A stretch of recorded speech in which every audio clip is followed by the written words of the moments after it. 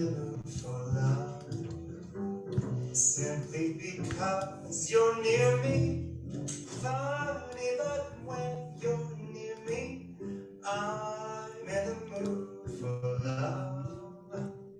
Heaven is in your eyes, bright as the stars we're under. So is it any wonder that I'm in the mood for love? Why I stop to think about whether swinging. This little dream might fade. We'll put our hearts together. Now we are one. I'm not afraid. If there's a cloud up above, if it should rain, we'll let it. But for tonight, forget it.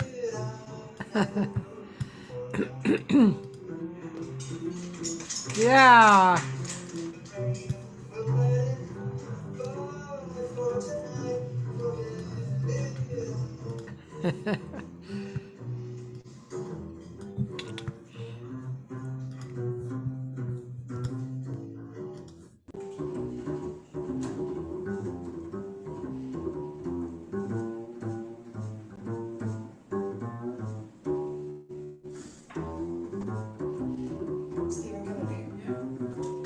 Why stop to think whether this little dream might fade? We'll put our hearts together.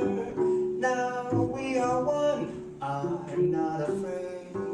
If there's a cloud up above, if it should rain, we'll let it. It's Seattle, hello.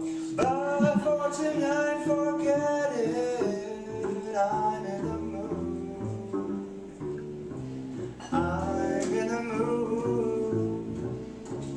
I'm in the mood for love.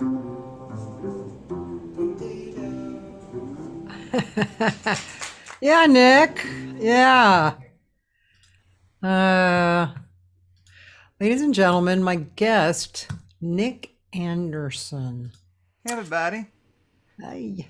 That's with my work husband, Stephen Kennedy. We call ourselves Bass and Face. Your work husband. That's cute.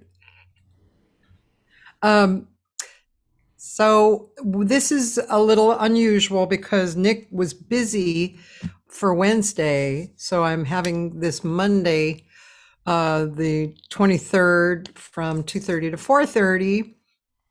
And we're going to post it for Wednesday. But you're welcome to make comments right now and say hello, blah, blah, blah. But Nich Anderson is in Seattle, and I kind of forget how we met. I guess I must have approached you for a gig, and obviously we had a lot of similar friends. But Nick has been creating home venue jazz concerts for 25 years. House concerts for this is the 14th or 15th year coming up, so finishing 14. Okay. So you're not that old. Well, I am old, but 15 years. Okay, that's a long time. It's been about when we stopped, it was about 360 house concerts I had done. Because usually artists will come in, they'll do 2 to 3 when they come in. And I've been doing 1 a month for jazz artists, but I've been starting to sprinkle in some non-jazz as well. Oh, really? Cool. Like, what style of music? Anything that strikes me, that started because I had some really great friends of mine, Michelle and Steve Teagues, who said they love the format, that they like jazz, but it's not really their favorite, but would I consider doing it with another artist? So I'm like, tell me more. And so we went to a local place, and the Triple Door, and heard Gabe Dixon, and who is ridiculous. He is such a good singer-pianist.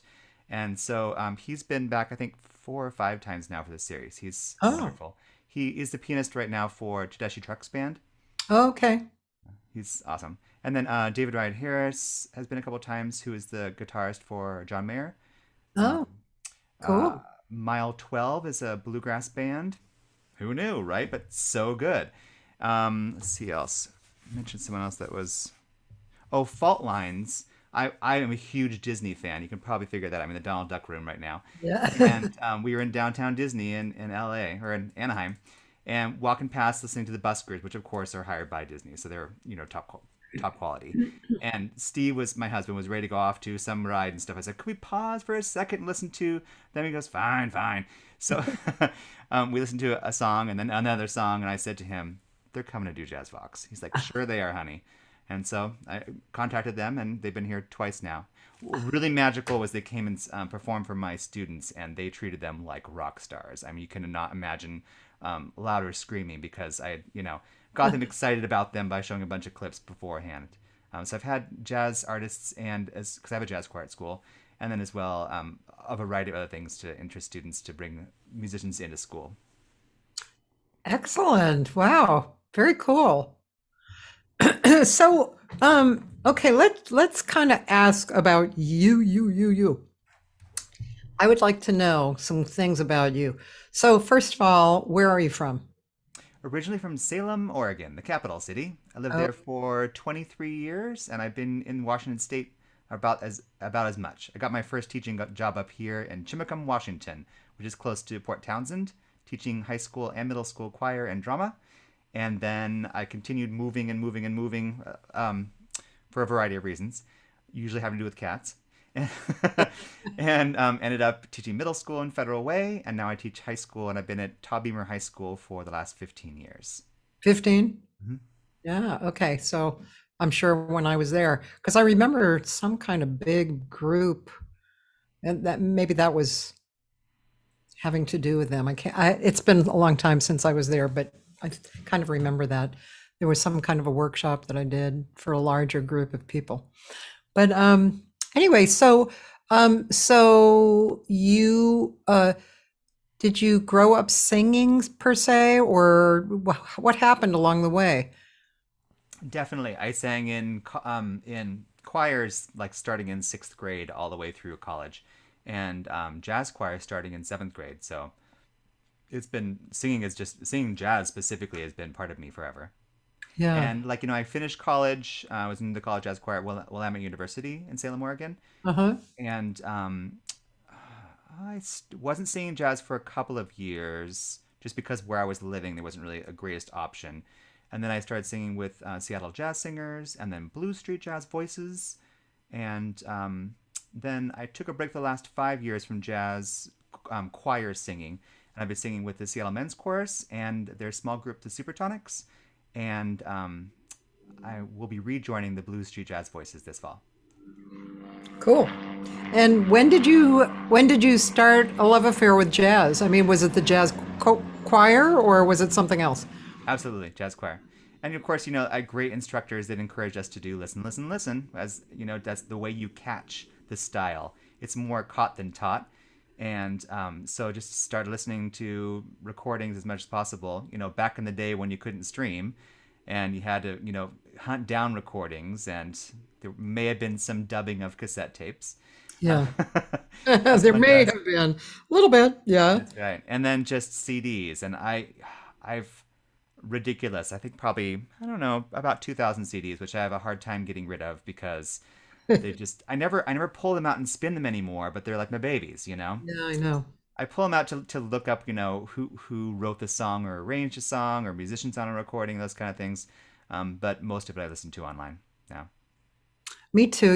As a matter of fact, I have a friend who every time he sees me, which is a lot, he gives me 3 to 7 CDs. So I am overloaded, and I just decided yesterday, I think, I'm going to get rid of a bunch of the CDs, because I've been holding the CDs for various reasons, So just like cleaning your closet out. There are some things I don't care that I haven't worn for 30 years. I'm not throwing that out.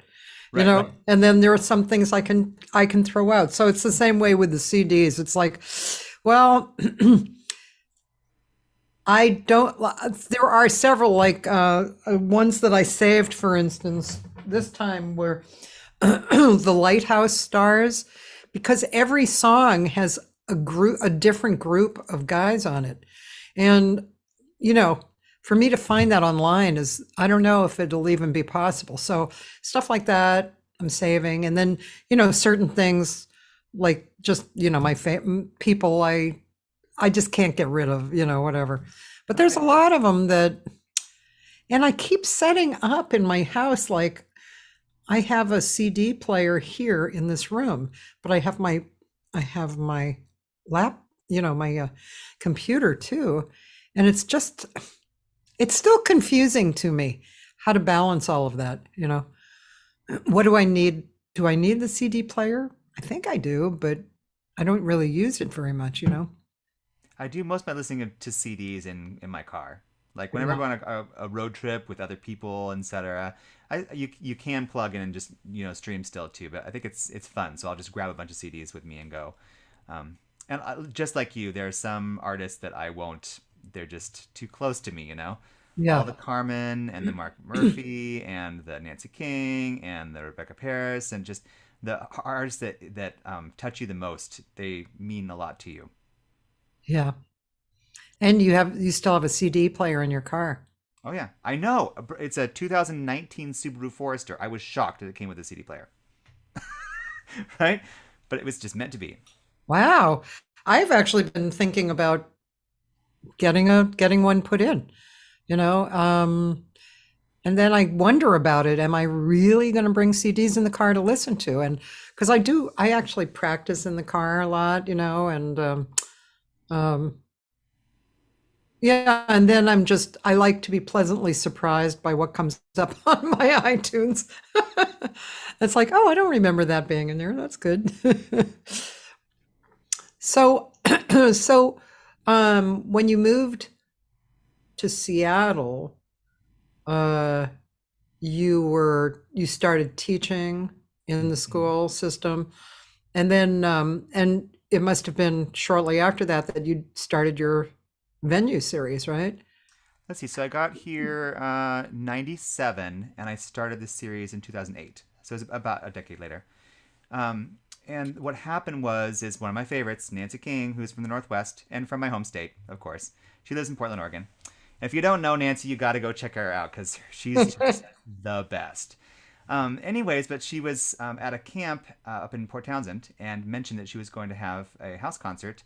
And if I wanted to come, she could probably squeeze me in. And I went, and it literally was the homeowner, probably 10 friends, and me.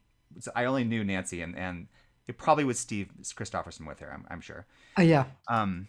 And so that was a little awkward, of course, but I was just enthralled with just the pin drop quiet, like piano recital attention on the artist. It just was so magical. You know, we've all been to clubs where there are people talking and there's phones ringing and mixers going and such. Although there are some amazing clubs that try to avoid a lot of that.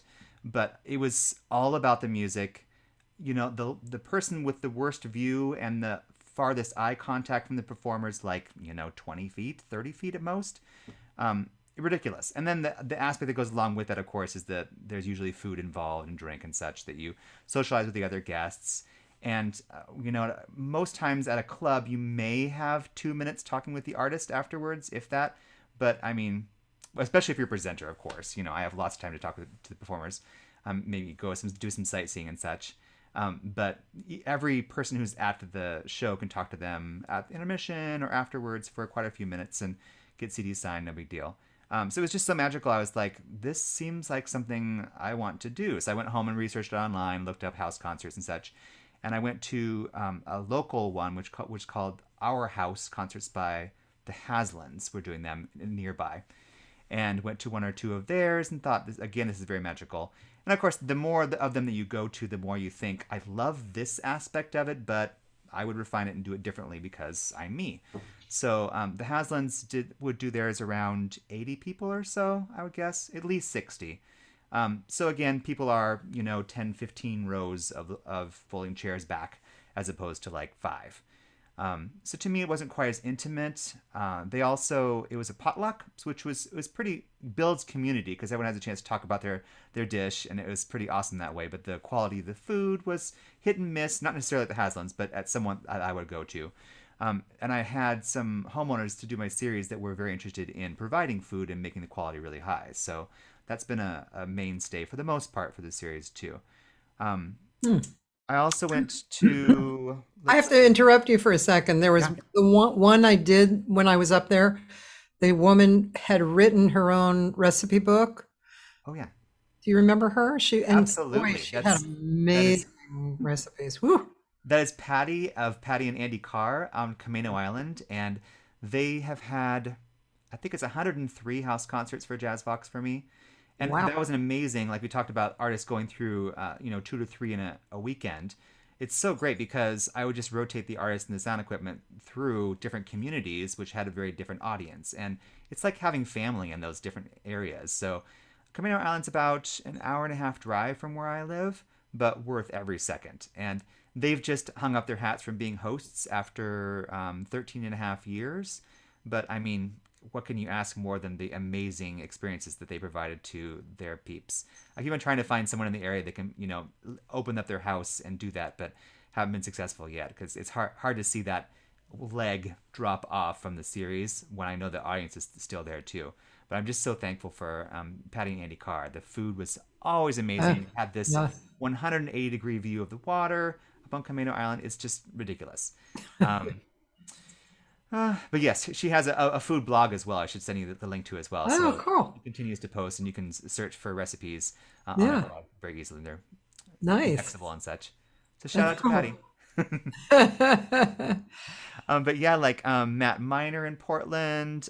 Craig Baker, of course, started. He now has the Bakes Place in Bellevue, Washington, Oh, and which is a commercial adventure.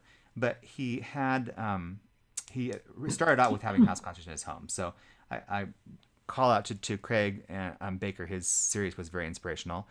And then you as well were very inspirational. You've been on from E for Eons on my website as my forever thanks, Miss Cathy oh, Segal-Garcia, because you are such a mover and shaker in your community, just selflessly connecting artists with opportunities that are traveling. And you just bring so much life into not just your community, but it inspires people outside your community to do thanks. workshops and things. It's just incredible. Thank you. That's really nice. I don't know if I knew that, but thank you. Absolutely. It's very Um, sweet. Ernie Shelton, of course, in Sebastopol, California, has a Mhm. stellar series. You should check him out. I've never been to it, but I've always wanted to because our brains work very similar in terms of booking. We have a very big cross section that we both book. Yeah. Mary Jo Strickland, out of Georgia. I went to one of hers early on as well. Um, those are some of those that really inspired me early on. Um, yeah, Yeah. Wow. Yeah. You said how many have you done 360 or something? yeah, at least, yeah. I Yeah. remember, I remember it hitting 365, which was a memorable number. So, It's amazing. It's so wow. I mean, by the way, your number 320, well, you're kind of 321 because we moved you here. But I mean, that's just me sitting in my house and pushing a button, you know. it's I mean, still doing a pretty live amazing. series is like, it's a little more work. You're not just pushing buttons, though. I mean, it's a lot of work. All your promo that you do to get people to watch them and enjoy them, Yeah. and such a breadth of artists that you've had through. Instrumentalists, vocalists, everything. It's pretty amazing. It's so much fun. I mean, and I've met, at least, I don't know, a lot of them. I'd say at least a third of them are people that I didn't know before. And people like Mark Jordan. Are you familiar with him? No. Mark, M-A-R-C, Mark Jordan. He's Canadian.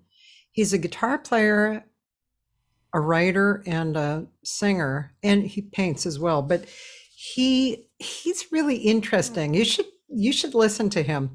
I will. He really sings like a jazz singer, but his material is like Bonnie Raitt. It's delicious. It's totally delicious. He's a great writer, and he was one of those people that I was kind of like, really, you're going to be on my show, and he was great to talk with, and his wife is a singer, like more of a background singer, or in a different, also kind of that side of the style, not jazz style, but yeah. So, and then people all over the world, some Brazilian people, and people in Europe. I haven't done too many Japanese or Australian. I mean, I've done, Anita Wardell and Ingrid James, but if I want to do it live, then they have to get up at some stupid, ridiculous hour. So, took me over the life of the series, it took me a while to think, oh, I could record anytime, like right now, Right. Oh, speaking of somebody listening in, Jeremy Siskind. Oh, what a pianist. Dang. Ugh. We were just talking about how there's so many names out there that people don't know but should. And wow, he's just ridiculous. I mean, he's published some books recently that are fantastic for a pianist as well. And he's moved here. Oh, wow. Okay. I didn't know that. Yeah. And he's going to be on next week, actually, on the show. I like that. It puts him closer to me. Yeah. It's it's all so cool. It's just like I was saying before we got on, it's kind of a duh thing, like duh. But I just have been amazed over and over and over again at what effect we create on the planet. We really have molded life and people so intensely. And I think we were kind of taking it for granted before the pandemic, and the pandemic has especially made us realize even more that how effective music is. And I'm kind of awed about it, and I feel honored, to both find out about people and also to be part of the tribe. I just think it's amazing. If that's one thing that I try and focus on a lot right now, rather than the pandemic and politics and all that stupid shit that is here, that you do have to look at from time to time, at least, I try and refocus on music all the time,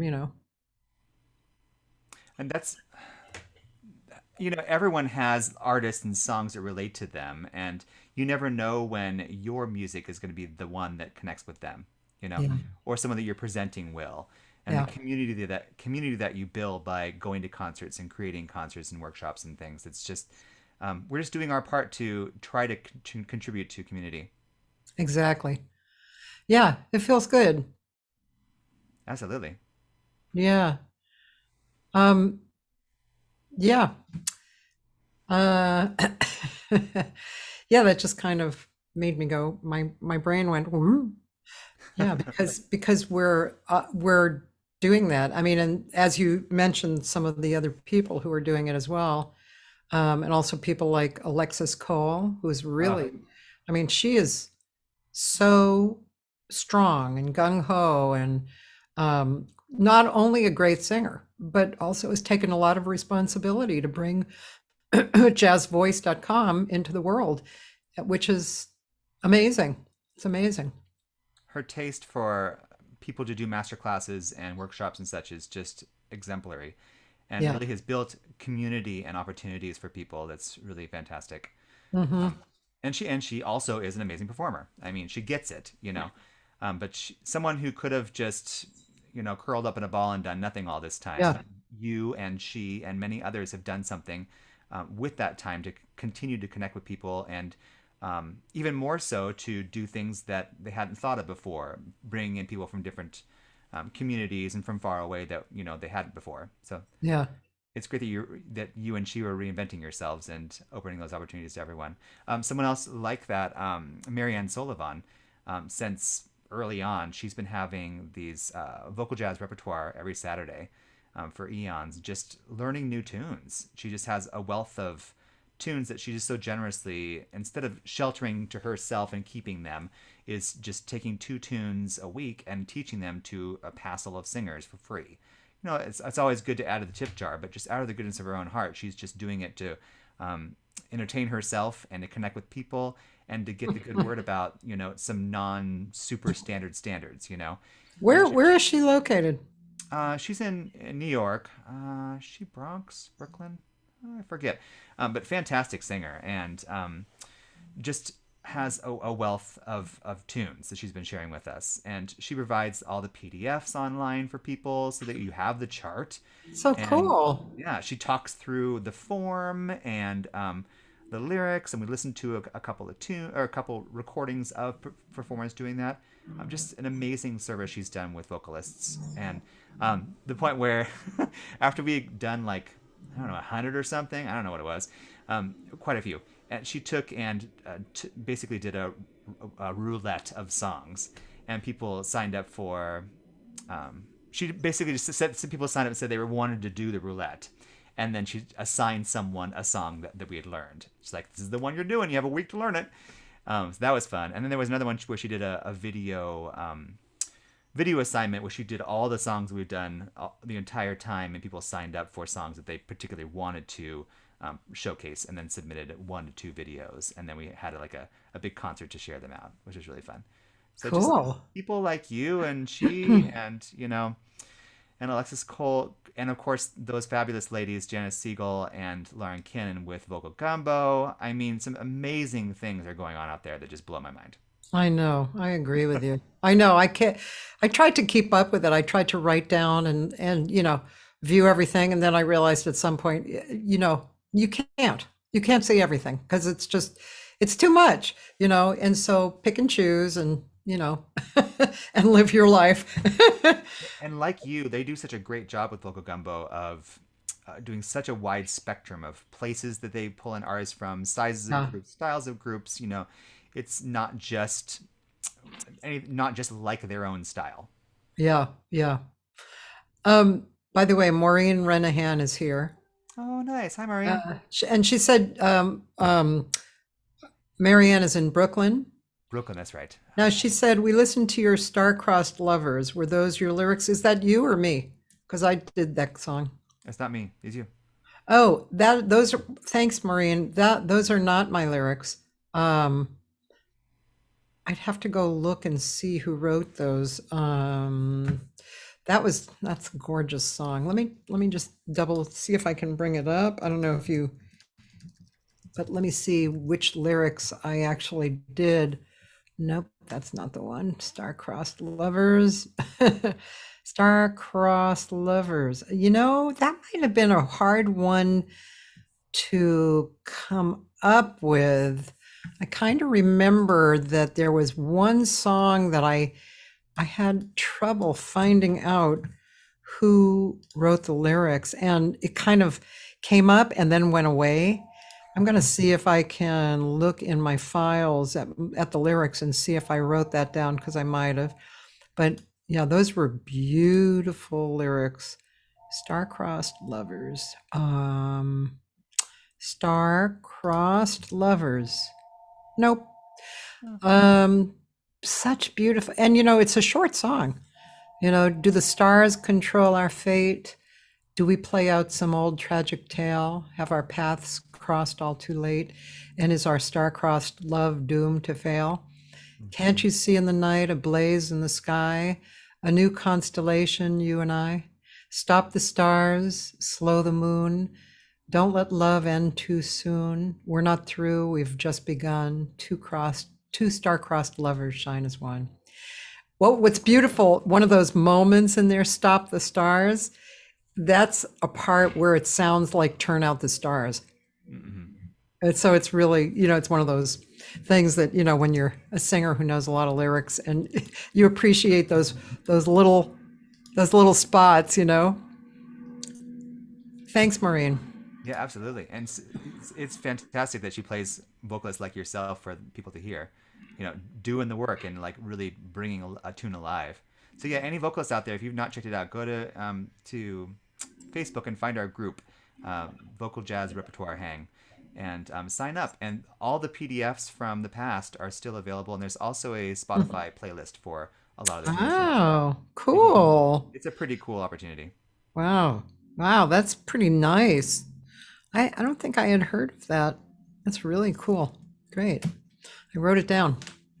I'm taking notes whenever you say things like Mark Jordan, Jordan, Summer of Soul, and Nancy Reed. Exactly. Oh man.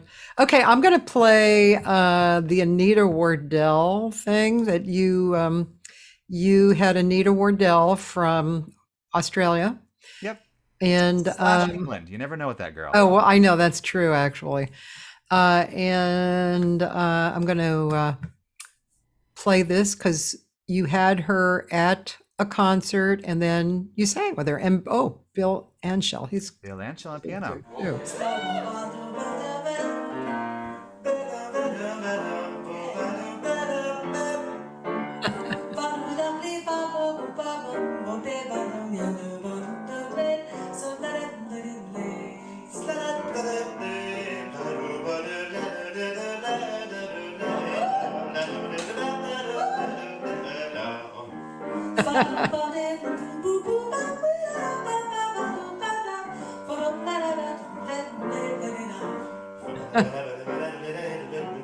Yeah, Nick.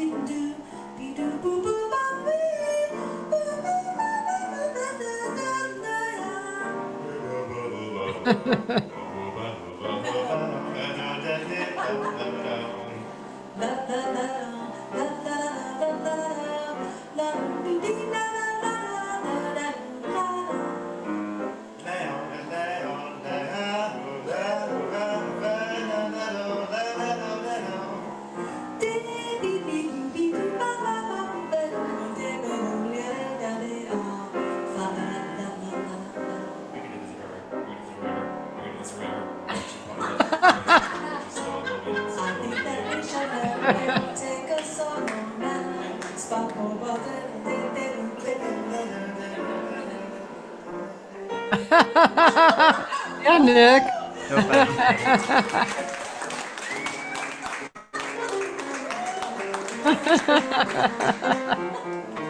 Bill is one of our local greats. He's so awesome.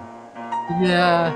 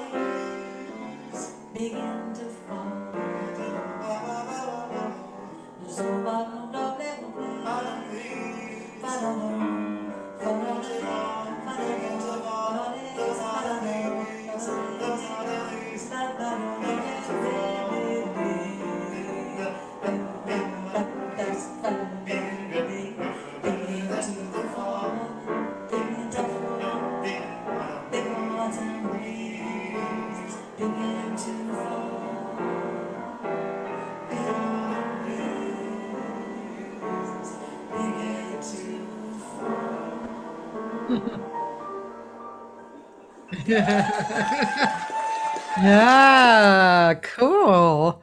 I mean, what a treat to get to sing with her, right? Very much so. But you definitely hold your own totally.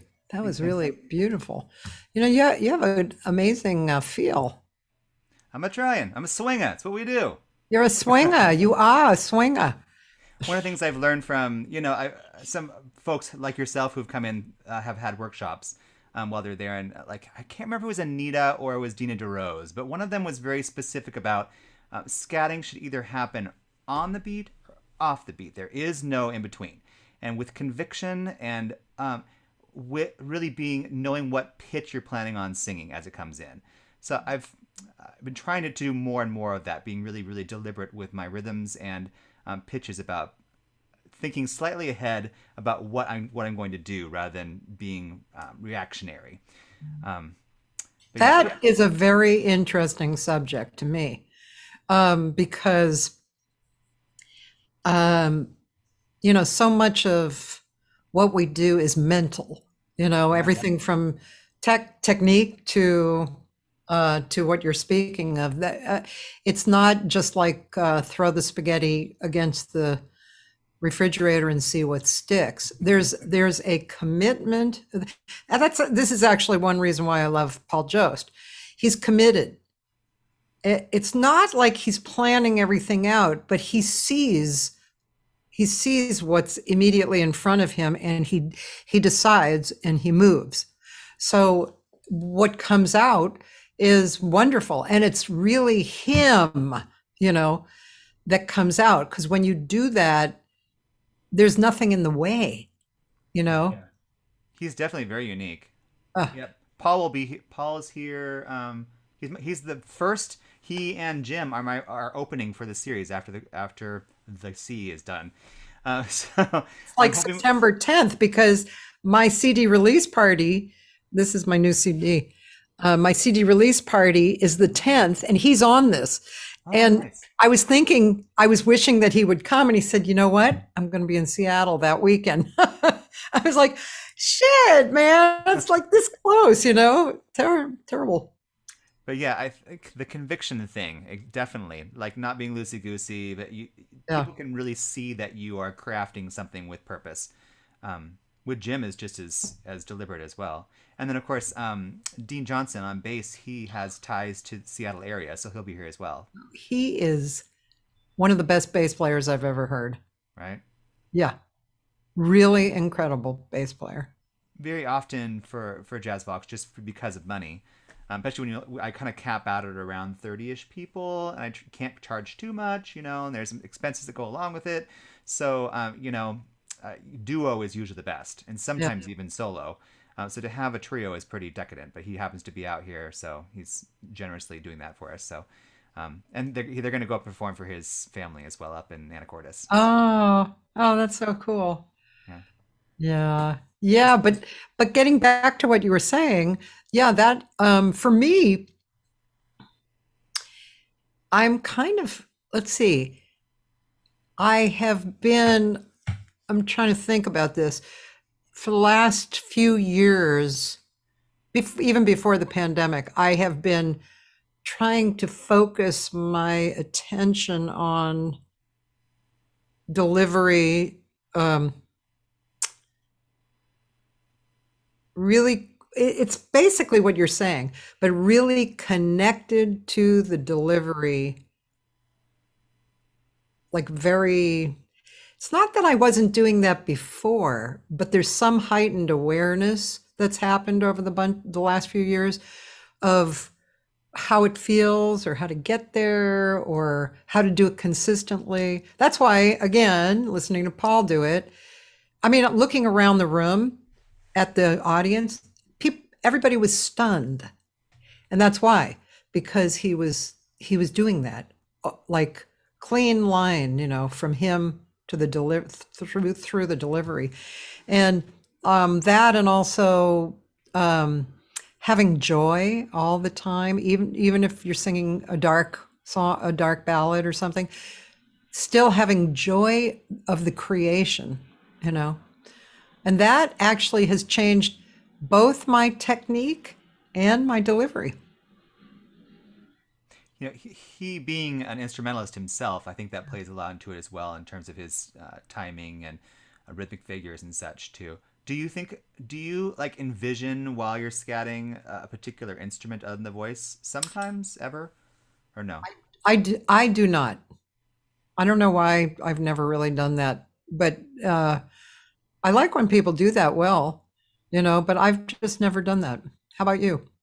Definitely. Yeah. Like drumming is definitely a thing. It's a rhythmic thing. You can imagine yourself drumming. If you don't play the instrument, you can just viscerally feel what it would feel like to play that instrument. And it kind of matches the kind of things you do. So if you're being Scoopy, which I'm way too Scoopy, but you're thinking trombone, and stuff, whatever, or you're thinking, like we were talking about, being deliberate about pitch, and about timing. If you imagine you're playing like trumpet, you're pressing valves, even if you don't play it, you're thinking you're changing pitch at this time to this exact pitch, as opposed to being, approximate. Yeah. But I mean, we're all on the spectrum. I'm certainly no master scatter, but we're all trying to get better and trying things. But I think that instrumentalists have a different technique or way about going about it. A big thing for a lot of vocalists that are scatting is to remind themselves that the audience needs digestible bits. Yeah, that's so true. Things that repeat, things that are melodic ideas, rhythmic ideas, so that they feel included in the performance, and it's not just stream of consciousness that goes on forever and ever. Even if you have amazing ideas that go on forever and ever, if they can't be part of the experience by understanding it, that it's not enjoyable to a lot of people. Yeah. So repeating ideas and then developing them is cool. Yeah. Yeah, that's really true. We also can have what I call like vocal diarrhea, where you just keep on, but which oftentimes has to go with nerves. You're just nervous, you just keep on scatting like crazy. So, Well, I have a saying: too much of anything is boring. So it's like, although you can build tension with repetition, right, and then release out of repetition for the release, but still, I kind of have a general rule: too much of anything is boring, and that helps, students especially. It's just like, oh, okay, I'm going on too long. I'm repeating this word. But I mean, it could be cool too. But if you use it for the development of an idea, that's when it's cool. But if you're just doing it unconsciously or, then it's not cool. Performers that, for me, the ones that are most endearing are the ones that break the fourth wall, and they have an audience on one tune or several that they do a call and response of some sort, or bring them into the experience in some way. Ones that are very, this is me, this is you. There's just not that handoff and community that's building.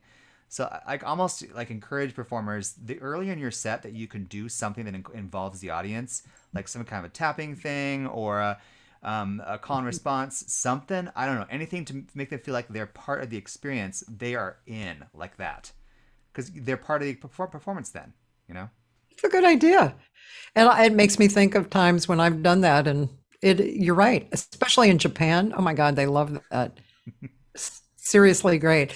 But yeah, and I have this, I don't know if you remember this because I've probably talked about this forever, but I have this thing called the three universes. And so I feel like we have three universes that should be happening. What the first universe is just me, and I have to be together. I have to do what I have to do in there. I have to have a good instrument and know the song, all that kind of stuff.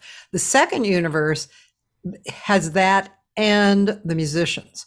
So now this universe where everything that happens in this universe is a possibility, right? We're all communicating and we're creating something. And then the third universe expands to create the audience, to combine the audience, so that the audience is now experiencing those other universes together with us.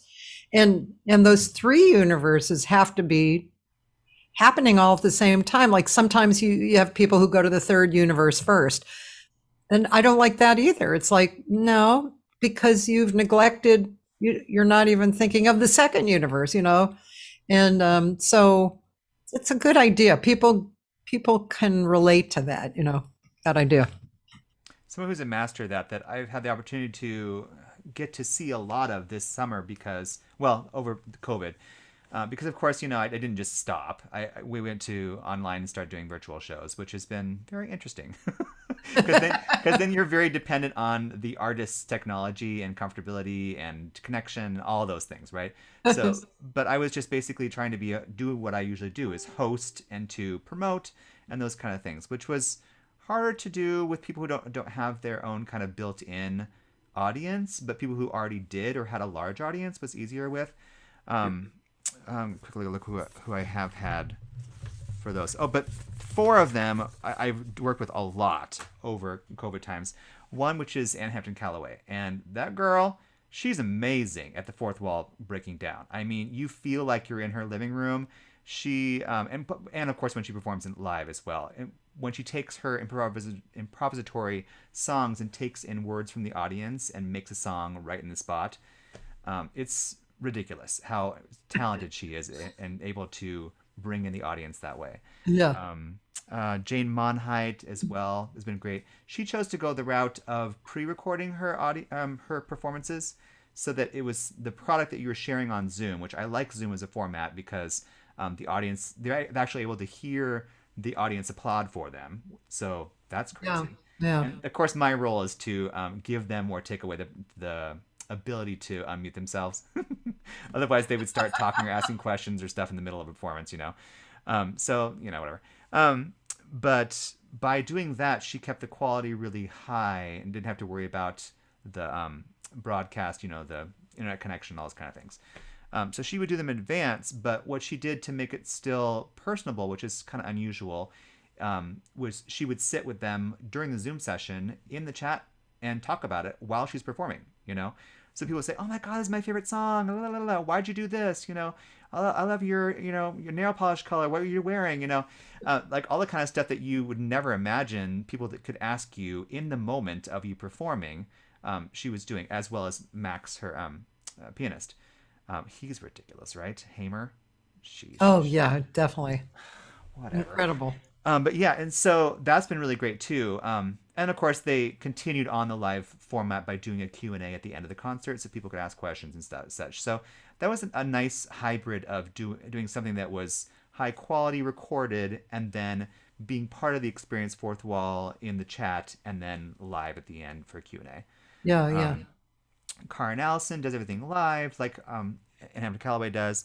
But that's been really a treat for me too, because just like, well, all 3 of them, they've done a lot that I've been a host for, but every time it's a different theme, you know. And I'll see, you know, Jane or Anne or Karn like once a year, and it's usually promoting their most recent CD, which is awesome.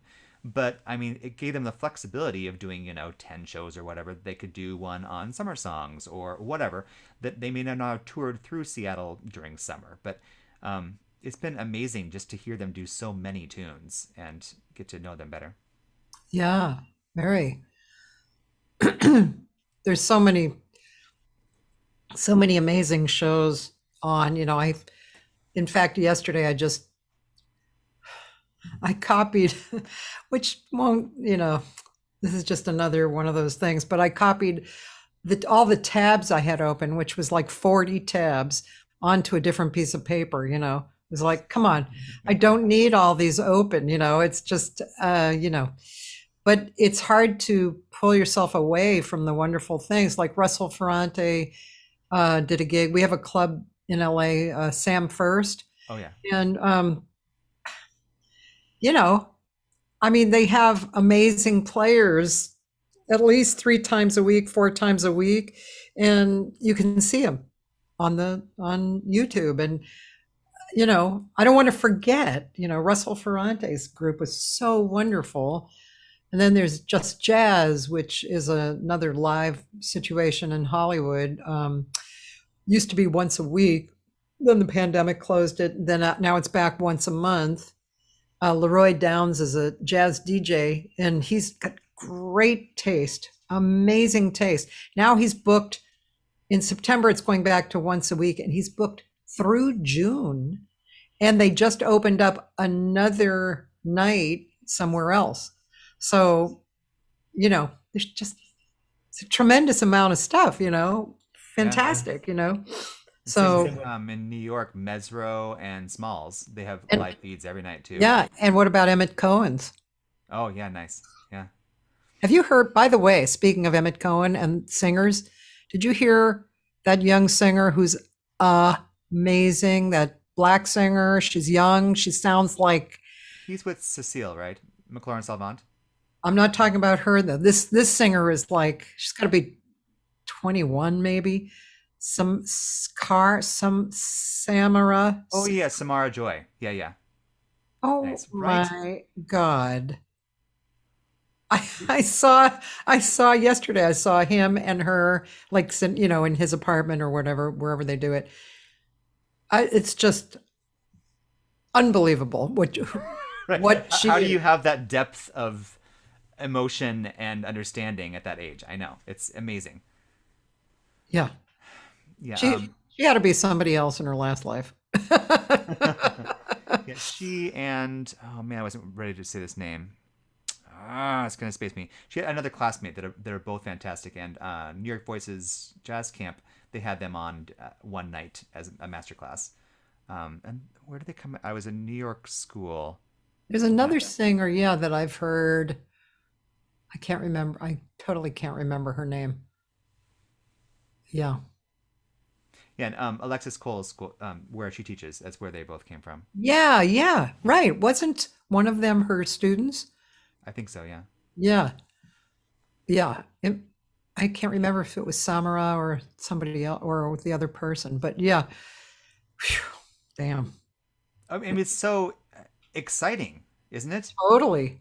I mean, to think that, a lot of people who are talented are not going into jazz nowadays, but there are some that still are, and they bring a wide breadth of genres that they are interested in that adds to the canon, that they bring in influences that are not just jazz related. So it pulls in different audiences too. It keeps it relevant and interesting. But just to know that there's still people coming up in the world, like the Veronica Swifts and the Ceciles and there's not that many of them, but the ones that are coming up are ridiculously great. It's Yeah. exciting. And Veronica has a heavy metal side. Yes. I want to see what she's doing, right? Yes, it's very interesting. It's very Marilyn Manson-esque. Yes, I've seen some cool pictures of her like in a white face with like nun outfit with blood. Oh, really? Oh, I haven't seen it. I keep meaning to go look for what she's doing. Her mom was, I think, a little bit mortified about that. Yeah. Now that's a pretty amazing story right there, Miss Veronica Swift and Miss Stephanie Nakazian. And her father. And the father, yes. Yeah. Brian, R.I.P. They were here for a workshop and performance when Veronica was 12. Oh my God. She had already recorded her first record, right? Like at 9 or Yeah, something. like those, probably the Jazz Rascals too. She was part of. Yeah, just in the blood, right? Yeah, totally. To hear her and her mom scat together is just really endearing. It's kind of like hearing Michelle Hendricks and John Hendricks together. It just Yeah. you could just hear it. I have a friend here. Sometime you should have him come and sing. He would slaughter your audience for various reasons. In fact, I'll send you a copy of their new record, Mon and Josh Nelson. Oh, Mon David. Yeah, I've heard of him, but I've not heard him though. And who? Josh Nelson. Oh, he's a slacker. Yeah, slacker. He's on my new record, by the way. Oh, nice. He But, is the best and just the sweetest, nicest, classiest guy ever. Totally. I mean, He's a really nice person.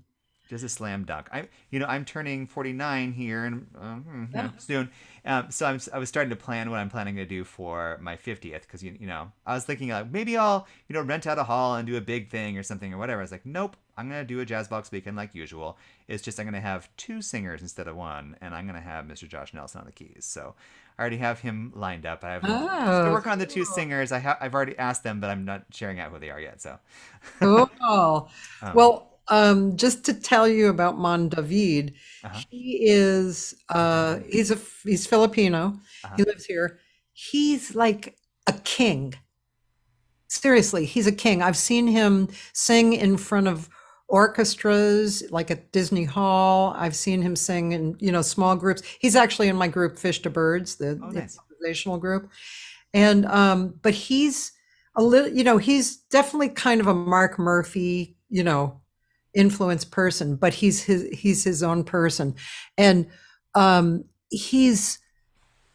one thing about him is he brings this elegance and humanity and wisdom.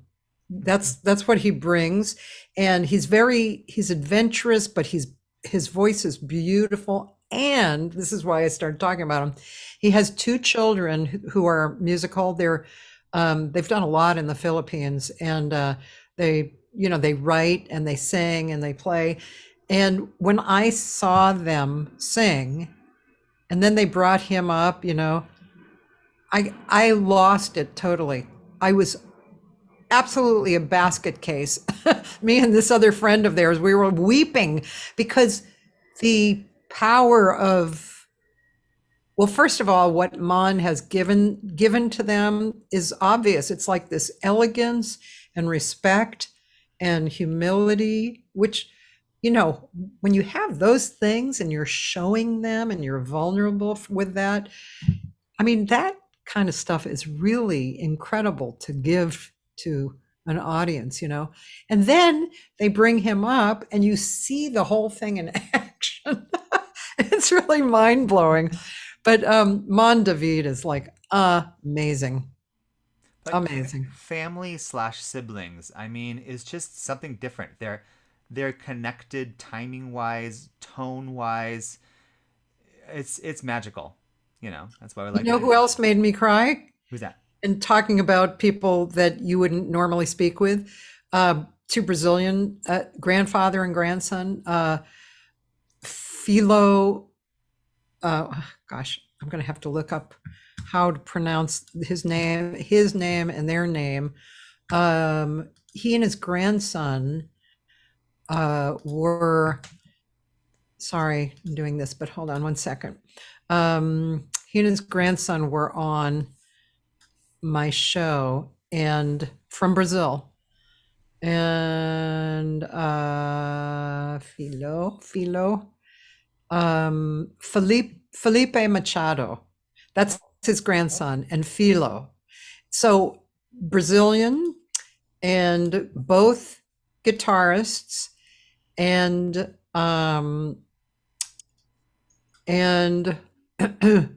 sorry, I'm just trying to get back to where I was. And really incredible. Really, I mean, Philo has been doing it for years and years, but his grandson is like 18 now, 17 or 18. And he started with his grandfather when he was 9. They do this amazing version of Take 5 that is unbelievable. They're both playing, and the grandkid he's got this high little voice, because he's 9, and which he still has kind of that sound. But so that we interviewed them, I interviewed them, and at the end they played together I was weeping on this Zoom call. I was just weeping, because, and it's that extra piece. It's family, you've been together for it's your family, it's amazing. That's cool. Before I go much further, I should do some shout outs to some of the amazing singers that live in Seattle or have lived in Seattle, since I'm kind of represent them. Greta Matassa. Yay, Greta Matassa. No, Greta Matassa, she's, one of the best not just locally, but everywhere. She made a conscious decision to stay at home and not do much touring until her kiddo was raised. And now she's out like hitting it. And she is the best out there. She's so good. So check her out. Matassa, people. Grandma Matassa is so good. Matassa. Miss Kelly Johnson. Love Kelly her. Johnson, great singer. Wasn't born here, but lived in Seattle for a long time. Greta's from here. Gail Pettis, Pettis. Awesome. Gail Pettis, I know her. She was spent some time here with Gary Brumberg. She came down and sang. She's really good. An interesting story with her. She used to be an orthodontist. Oh, I Right? forgot that. And Yeah. she not to one of mine, but one of the other ones I mentioned, the Our House series. She went to go see a house concert series and was so struck by it, she decided to become a jazz vocalist. Just that experience. So they're powerful people. Janae Kendrick, who is so good, right? Not from here originally, but she's ripping it up around here. She's part of Sage. Oh, okay. Yeah, I don't know her name that well, but okay, Sage, I know. So I know her apparently. Nancy Erickson is wonderful. Carrie Wicks has done several CDs from our area. Rochelle House is fantastic, and I can go on and on, but there's a lot of fantastic vocalists in Seattle, and then some that have spent some time in Seattle or are from, either way. If you've never checked out Ernestine Anderson, you got to check her out. She's one of the queens. She's one of the queens, and she's Yeah. just right from here. And she's no longer with us, but she's so good in a name that a lot of people don't know. So check her out. She's swinging. Of course, from here, Sarah Gazarek now lives down by you, but she's also part of Sage. Kendra Shank spent a good chunk of time in Seattle area. Lovely vocalist. Jay Clayton spent a bunch of time here. She's probably listening. She's not from here. She's a New Yorker, but we claim her because we love her. Miss Deborah Brown spent some time here as well. Deborah Brown, yeah. I love Deborah Brown. So Yeah. good. Aubrey Logan, who lives down here by you, Wow. singer slash trombonist, born in Yeah, Bellevue, Washington. fabulous. And Miss Janice Mann. Oh, I didn't know she was from there. Yeah, not originally. She's Jersey or New York or something. but Oh, she yeah. lived in Seattle for quite a long time. Yeah. Steve Taylor is here, and he said, you'll laugh at this. Has she ever been an interview guest? That would be a no, because Nancy King. Because Nancy King she's a bit of a recluse, and well, she's more than a bit of a recluse. It's just really hard to kind of locate her in one spot and communicate. So even though I know Nancy and I love her, yeah, that's hard. Oh, hi, John Prue. Woo! I love John. John Prue was house concert #1 for my series. You're kidding. He was the original. Oh my God. He's become a perennial for the series, and he comes back every single year. And of course, to keep things interesting for John and for the audience, because he comes every year, I've had a lot of fun with pairing him with a lot of different vocalists. Sharnay Wade, Cheryl Benteen, Kimberly Gordon, a lot of vocalists. It's really fun to see what they sound like together. Yeah, that's really cool. He's a charmer, and he's so diverse and flexible, and just he's a cool dude. He's a really cool dude. And I came to Seattle, and Nick treated me really great, and I did a compilation recording for him on which I sang with John Stowell, the guitarist, and that was fun. And what was I gonna? Oh, there it is, JazzVox in your backyard, in your own backyard. And I timed that so nicely that it came out and people stopped buying CDs. Like, it was just the right time. So I have billions of them. If you want one, DM me. I'll send one to you. That is so me. I keep giving away CDs on my gigs, and my girlfriend, who has bought like probably all of my CDs, she glares at me when I do that, and it's like, people, I have to get them out of my garage. The only reason I really save them is because when I go to Japan, people buy them, and that's part of my money when I go to Japan. But yeah, but otherwise, I think I don't know what I would do with them. I would probably get rid of a bunch of them. But this new one, I'm with Origin Records. Oh, nice. Yeah. So he's one great thing about having a record company is they take care of all the normal things that you would take care of, you know. So I got a bunch of CDs, but I barely did anything to, you know, prepare the packaging and all that kind of stuff. So For that's those that pretty don't, cool. don't know, Origin Records, and also they have a cousin label, OA2, which is actually what mine is on Oh, OA2. yeah, that's They're right. Actually, it was on my page. Now I remember. Yeah. It's based in Seattle, and great company. They always chart really well because they know what they're doing and to get their music out there. So they're fantastic to work with. Um, yeah, John, his very first concert, I remember 2008, and he performed the first time ever a song called "Welcome to My World." Was about his daughter, and his daughter, I think, just turned 14. That makes sense. So she was not yet hatched at the time, and just not a dry house in the tear, not a dry tear eye in the house when he was singing that. Just all the gushing that came from about to be daddy-o.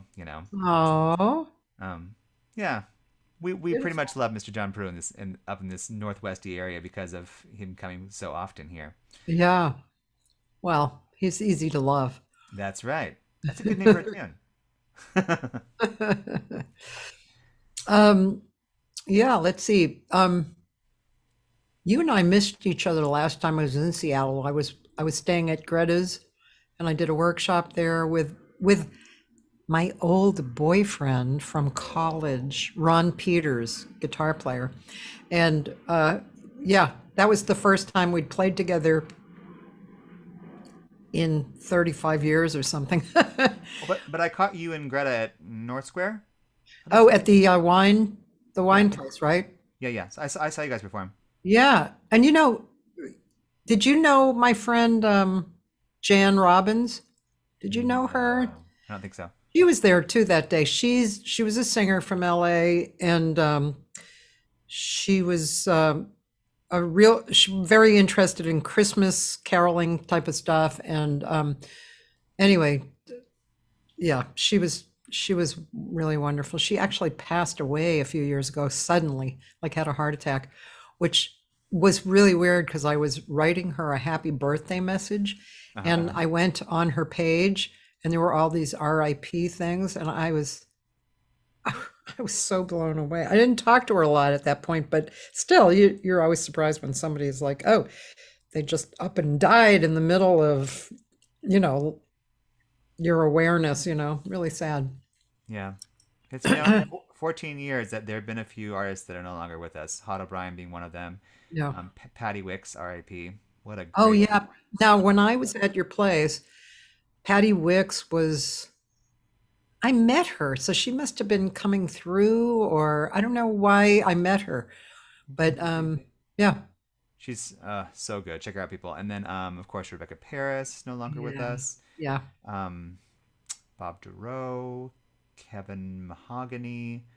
Um, I yeah. think Rebecca, and that may have been how I met you, through Rebecca, because Rebecca and I she was a year older than I was, but when we were in high school, junior high school, let's see, junior high school, we were in the same vocal group, which was like an all-state special small vocal group that two jazz arrangers arranged for, and Rebecca and I were in the group. We were Ruth friends. McCluskey.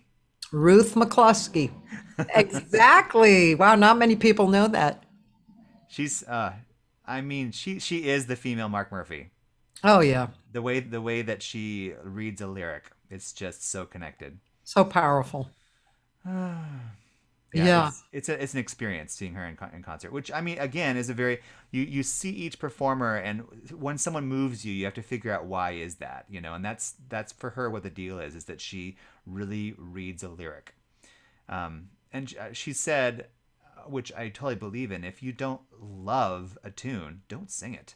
I mean, unless a gig that you have to or someone's requested it, even if they do, maybe you can convince them to do something else. But I mean, do tunes that connect with you, that you sound good on, that you sound believable on, that you have some kind of relationship with.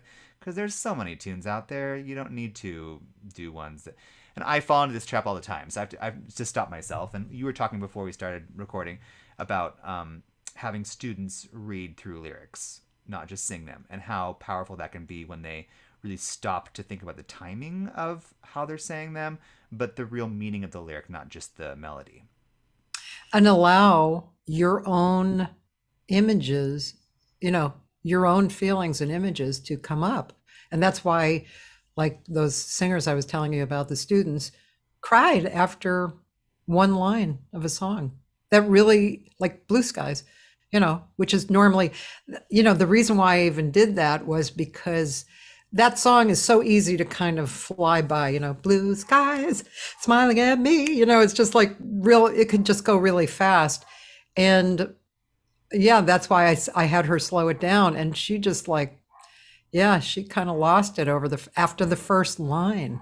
And because she connected with herself, Yeah, well, I love it when there's a tune that I know, but I don't really realize that I don't know it as well as I need to. You know what I'm saying? It doesn't connect with you. You've heard a bunch of times, but until you hear the one version of it that changes your mind about it.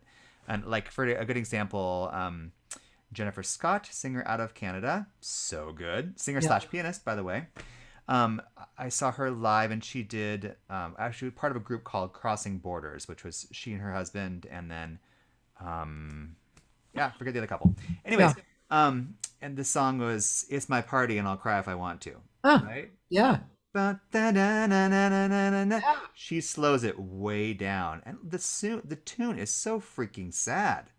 I mean, wow. Right? What does it start? Do you remember the lyrics? Yeah, you want to pull it up, but yeah, the lyrics are all basically about someone who was with her boyfriend Johnny, and Johnny kind of disappears and comes back with another girl, and it's like her party, and she'll cry if she wants to, You would cry too if it happened to you.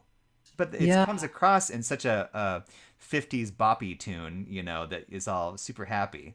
Oh, absolutely. Nobody knows where my Johnny has gone, but Judy left the same time. Why was he holding her hand when he's supposed to be mine? Play all my records, keep dancing all night, but leave me alone for a while till Johnny's dancing with me. I've got no reason to smile. Oh, wow. Yeah. It's pretty heavy. Yeah. So like artists like Jennifer that can really get to the heart of a tune. And she's a big fan of Carmen McRae as well. She did a Carmen performance during lockdown as well and broadcast it. There are just like certain singers that you can tell that an artist gets it. Are they able to convey it? I don't know. But do they understand it? Yes. Someone who loves a Nancy King or a Carmen McRae or a Rebecca Paris or a Mark Murphy. They're kind of like the golden four for me. That's why sometimes I actually prefer listening to my singers at a workshop, because in the workshop sometimes they reach that spot that because whatever they're working on it, and they're reaching into themselves to find the spot that we're talking about. And I mean, that's why I go out and hear people, to hear that, and experience that as the audience. So a lot of times I find that I like listening to the students in the workshop a lot. I oftentimes will pick a tune that I like the tune, but I can't sing it convincingly. It's not a good match to my personality, or I don't have the experience that goes along with it, or at least I'm not in the place right now that it makes any sense, like if it's a man done me wrong kind of thing and stuff, whatever. And I've been married for 5 years, in a relationship for 20, and happy the entire time. So Steve, I love you. So, it's hard for me to sing sad songs and to really get into them when I'm just a generally happy-go-lucky guy. But people can't listen to just happy songs and swing tunes all the entire time. So I'm trying to find something. Normally it's the other way around. People are always going, I can't do ballads all the time, sad ballads. I have to swing a little, By the way, Louise Koopman says hi. Hey, Louise. She's saying Rebecca connected everyone. She did. She was so great. She was like in that group that we were in together, she was like my protector. First of all, she was 6 feet high, and back then in junior high, and yeah, she was just great. Rebecca produced Louise's recently released recording. Yeah, I heard that, didn't I, Louise? Wasn't that the beautiful record that I heard that you sent me? I'm pretty sure that that's right. Um, I mean, you can't have been any better of a mentor than that. So, no kidding, man. I wanted to hear you again. Do you mind if we go hear you again? sure. Um, let's see. Do, do, do, do, do, do, do, do. Where am I? That way? Nich Anderson. There's time after time. There's no moon at all. Go with New. Oh, that's recent. Wow, look at those glasses.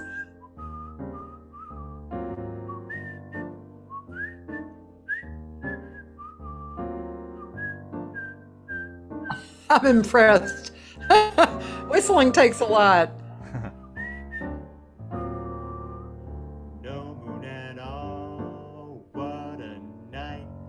Even lightning bugs have dimmed their light. This is John Pru on piano. Stars have disappeared from sight, and there's no moon at all. Don't make a sound, it's so dark. Even Fido is afraid to bark. What a perfect chance to park, and there's no moon at all. Should we want atmosphere for inspiration, dear? One kiss will make it clear that tonight is right and bright moonlight might interfere. No moon at all up above. This is nothing like they told us of. Just to think we fell in love, and there's no moon at all. Boo-de-boo-do, ba-do-boo-boo-boo-bee-da, ba-do-boo-ba-ba-da-boo-de-da-do, ba-do-boo-da-la. Oh, how well, well, well, well. Fla-da-ba-ba-ba-do-ba-do-ba-do-ba-da, ba-ba-ba,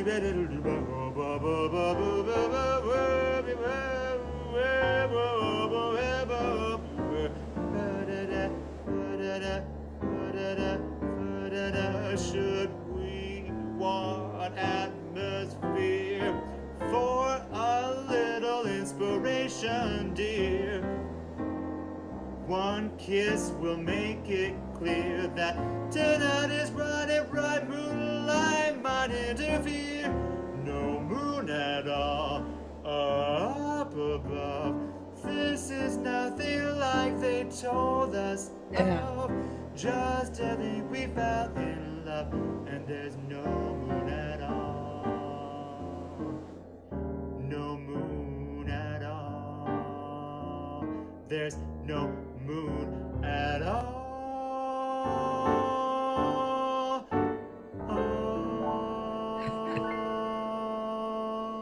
Cool. Very nice.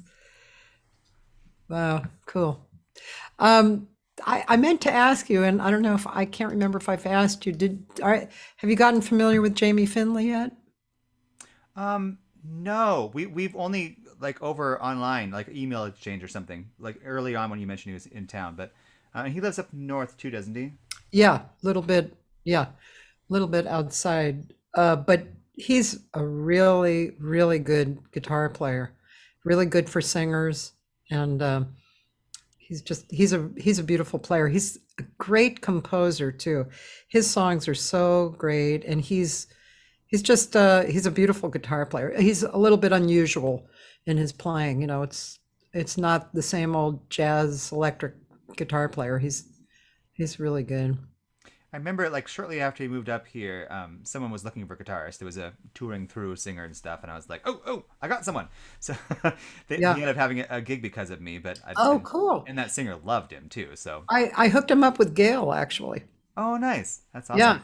Yeah, he really likes her, and I'm guessing she likes him. Cadio Jazz says hi, Okay, oh, nice, that's awesome. and Linda Ciafalo.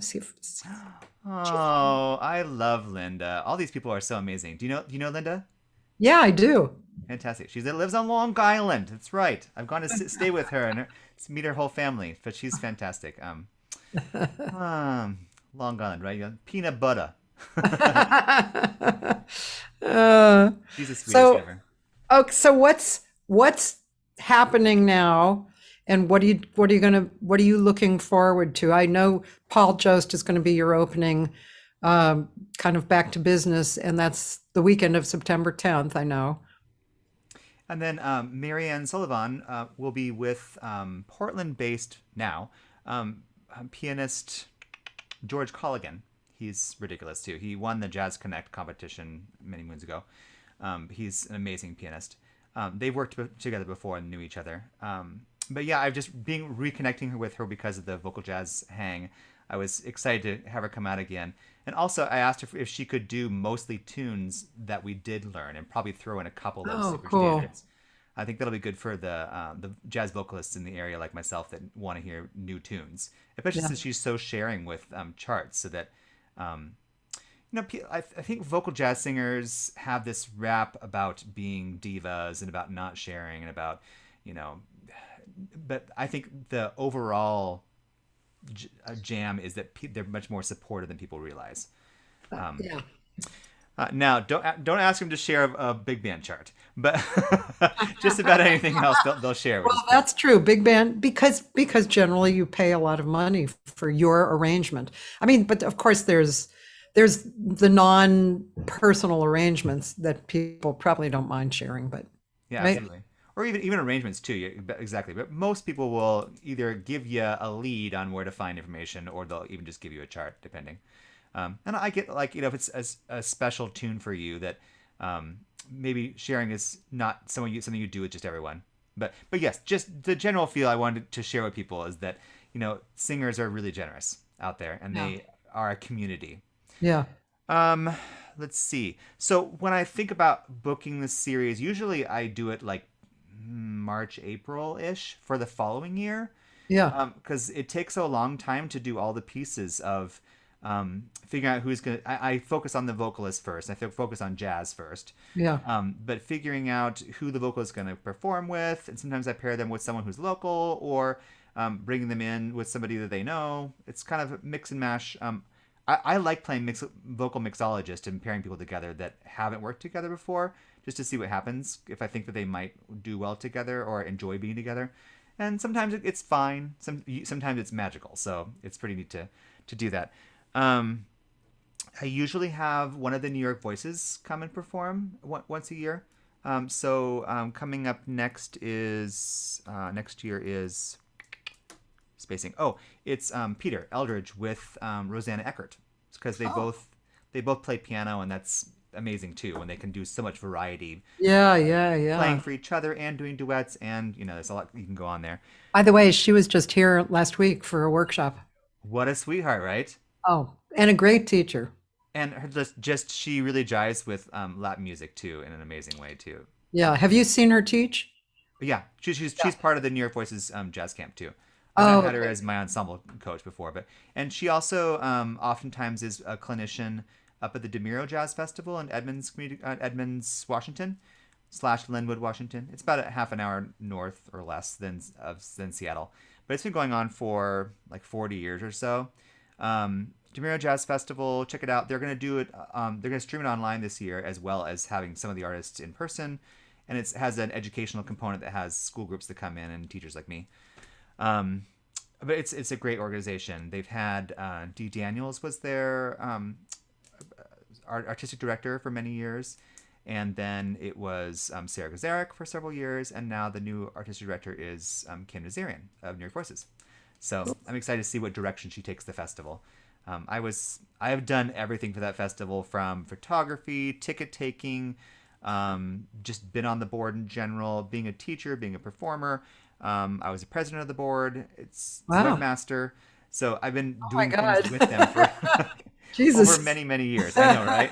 But it's a great festival. So check it out. It's first weekend of March, and I don't know who the artists will be, but they're always amazing. So, Oh, cool. and like that's the great thing now is people are much more into doing things streaming, because usually it was you're there, you don't experience it, but they're going to broadcast it, which is cool. Nice. But I've had like over 60 vocalists do jazz vocalists do in the past. And the blessing and the curse with that is that I want to continue to bring people who've not been to the series before, and I want to continue bringing back people that have. And you also have ones that are requested by hosts, or it's just, because you've programmed before yourself.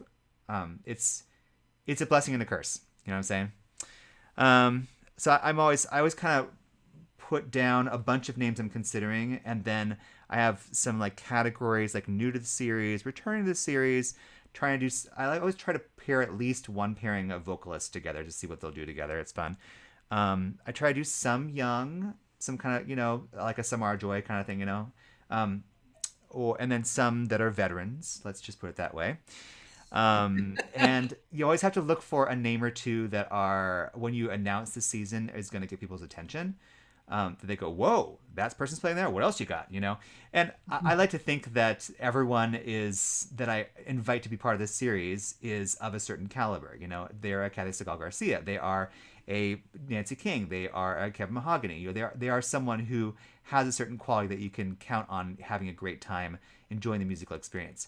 But that said, there's a lot of different styles to put into that and factors. So I write down a lot of these things and make sure that I'm checking off some of the things. Before, I would just kind of like schedule nilly-willy for the first couple of years. But it came to the point where I'm like, I have no one new this year. That's probably not a good thing. Or everyone that I have is a 50 to 60-year-old white woman, which I love, but I probably should go somewhere else. So I put down, not white or BIPOC, just to make sure that I'm scheduling some people that I'm not letting my bias go too far. You know what I'm saying? A lot of vocalists that I tend to know that are jazz vocalists tend to be white women in their 50s for a variety of reasons, because they've been through the business, they've found that personal history and connections to music. They've recorded a bunch of CDs, and they have that, they have a rep to them. But there are also some fantastic new vocalists coming up that have one or two recordings out that are fantastic too. I will find that a lot of African-American women that I would love to have in my series, they are just too big of names to do a house concert. So I just get to go enjoy them at Jazz Alley. But is Diane Reeves doing my series? Nope, she ain't. But but I do enjoy a wide variety, and I try to program as best as I can. But the access that I have to certain groups is not great. Styles, regions, countries. I'll hit that in just a second.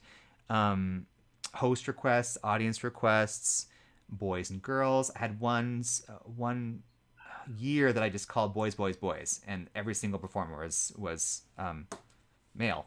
And I had ladies saying, I could pretend. It's like, no, you can't. But I also like to try to get my way around the world and bring in some folks that aren't hitting up the U.S. as often, or just to, spin things a little bit more globally. And some of these people that I mentioned are from those countries but live in the U.S., and some of them are from the U.S. that live in those countries, but trying to be more globally thinking. Australia, Michelle Nicole, so good. Yeah. The Purple Queen, I mean, ridiculous. Gorgeous, yeah. Kristen Berardi, so good. Her compositions are fantastic too. Jane Irving, who now lives in New York City, but Australian. Joe Lowry, who sings backup for Sting, and so good. Chris McNulty, who lives back in Australia now. England. Well, England/Australia. She's born in England but raised in Australia. Is Miss Nita Wardell. She's always fantastic. Claire Martin. Claire Martin, yeah. OBE, love her, right? Yeah. And some of these, by the way, I have to be a little bit covert with, because if they have a performing visa or not, they're not really supposed to be making money while they're here. Yes, right. And some of them do, and they go through the process of getting their visa so they can do a big swath, and they do workshops and performances and Yeah. sort of like Michelle Nicole did that recently too. Tina May, love her. Norma Winston blew my mind. I was able to get her to do a house concert, but okay. Hetty Kate is delightful from England. From Denmark, there's Miss Sina E, which I know you know all about because she comes Incredible. to Los Angeles a lot. She's Yeah. amazing. Yeah. Originally from the Northwest, but lives in Denmark as well now. Kristen Korb, singing Yeah. bassist. Yeah. From France, of course, you got Cyril Ami. She will no Yeah. longer do my house concert. She's too big of a name, but I Really? caught her before she was a big name. Oh, Same with Veronica Right, Swift. I'm Valentine. sure I can't get Veronica at this point, but I was so thankful I could catch her on the way up. yeah. Pablo Campos is a singer pianist from France. He's lovely, from the kind of Nat King Cole / Hamilton trio kind of tradition. And David Lynx. Oh, Um, really? do you know David? Yeah. Oh, he's fantastic, right? And Incredible. he doesn't do standards much. He really breaks into more modern jazz kind of stuff. So I usually have to rein him in and say my audience need to hear just a little standard here and there. Hey, by the way, speaking of your guests, past guests, Pinky Winters is here. Oh, I love Pinky Winters. She is like Elvis in Japan. I mean, they love yeah. her in Japan. It's ridiculous. And she's a charmer too. Her and Lou Levy just she has some classic albums that are just I so call her so the cool. jazz broad, man. She's still a jazz broad. Jazz broad. And Roz Corral is here. Oh, I love all these people. Roz, I like to see and hang out with. We usually go to see when I'm in New York, because she lives there, of course. We like to go to what's the place with the deli? Oh, Katz Deli. You got to go to Katz, right? So we usually go there and go hang out in the High Line and go see a show or two and stuff. But she is an example of someone who needs to get in the studio and record again. That's the hard thing I know with vocalists nowadays, is that, the money isn't there with the recordings, but fans want to hear you. And the last Roz recording was, I don't know, a decade ago or more. Same with Jane Irving. I'm calling you out. She knows I about time. But vocalists that only have one recording and it's been like a decade plus, it's just, I miss being able to hear your voice more often and to see how you've developed. Because I certainly know you have. I mean, I love their first recording, but I know how many more tunes they know and how Yeah. much they've developed as a person, that I want to hear them personally and for other people to hear them too. So Roz true. Corral, I love you. Hey, it's been 2 hours. Oh, I will shut up then. I'm sure you could go on for another long period of time because you've done 350 of them. So, and you only mentioned probably 20. So many, right? I feel like we just barely scratched the surface, but, and you were the one who said, I don't know if I can talk about myself. Well, it's like, I don't know if Surely you talking about did. myself, I can't do that for 2 hours. Talking about other people that I love, absolutely. Well, thank you for spending 2 hours. And I'm going to post this on Wednesday as well, just for your knowledge. And tomorrow I have this guy, Michael Mason, who's a great flutist. And Thursday through Sunday, I do my archives. So Kim Richmond on Thursday, who's a great alto player. Corey Allen on Friday. You know Oh, Corey? nice. Absolutely. Saturday, 3, Kate McGarry, Shauna Tucker, and Leona Helm. Oh, nice. I don't know the middle name, but Kate, of course. I mean, Shauna Tucker, Yeah, you I should know. have her sometime. She plays cello and she writes and she sings, and she's adorable and talented. Really nice person. You'd love check her. out Kate's news recording. I'm sure it's amazing. She's Yeah. the great Kate, right? She's so The good. great Kate. And then, another one of your favorites on Sunday, Rebecca Kilgore and Tom Wakeling. Oh, she's from a home state, Yeah, man, the Portlander. she's so good. So yeah, so that's what's happening this week. So thank you for being on. It was really fun. Thanks for having me. Really didn't feel like 2 hours. We're kindred souls. Yes, we are. Keep doing what you're doing, and good luck with everything. When I did want to ask, when you start, how many do you do per month? For the jazz, I usually do one artist per month or one group per month. So Okay. let's see. Also, I have Don Clement Trio is doing one show in October, and then I'm doing a pop show in. Actually, I have a show in November too. Who is that? No. I'm just confusing with what I plan for next year as well. But I do have a pop show coming up in November as well, which is Clark Beckham, who was on American Idol. Oh, wow. Cool. Very cool. Very fun. Keeps me busy. Yeah. Oh, and John and Jennifer Barnes? Oh, yes, exactly. That's exactly who it is. John and Jennifer Barnes, which will be great because there's a local jazz festival. They'll probably be clinicians for it while they're there. I'm It's still great.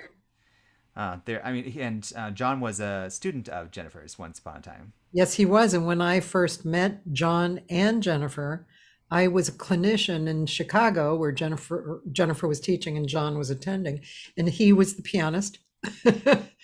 And yeah, that's when I met him. And when he moved to LA, he called me up and we became, instant friends and cohorts. He's a charmer, that Prue. He is a charmer. And Jen, I just had her on a few weeks ago too. That was really fun. Oh, It was nice. great to talk with her. She's an amazing educator, and what a famous daddy-o, right? Yeah, man. Yep. Fantastic. Love you. Love you too. Thank you so much. Take care. Thank you so much for the opportunity. Okay. Bye, everybody. Bye, See you buddy. tomorrow.